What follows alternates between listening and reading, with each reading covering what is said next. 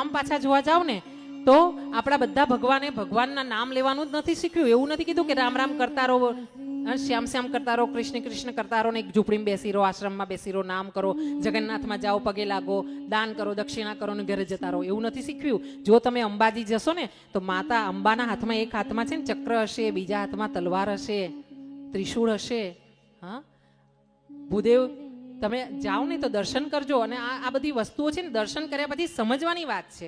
ભગવાન કૃષ્ણ છે ને વાંસળી રાખતો ક્યારે? એ નાનકડો હતો ત્યારે. પણ જ્યારે મથુરાથી છોડીને એ દ્વારિકા ગયો આગળ, દ્વારિકામાં ક્યાંય વાંસળી નથી પકડી. વાંસળીનો સમય પૂરો થયો હવે. હા, એટલે સમજવાની જરૂર છે કે જ્યાં જ્યાં જરૂર છે ને ત્યાં તમારી મર્દાનગી બતાવો. બંગડી પહેરીને ના બેસી રહેશો, નહીં તો તમે ને તમારી આવતી પેઢી છે ને એની હાલત ખરાબ થવાની તૈયારી છે. લોકો ચૂપચાપ આગળ વધી રહ્યા છે, તમે આ જાત્રા પાત્રામાં પડી રહ્યા છો. આ કરજો, જાત્રા કરજો, પણ જાગજો. અને આ સંકેત છે મને કે તું વધારે ખોલીને બોલીશ નહીં, તને કોઈ મારી નાખશે તો અમારું શું થશે?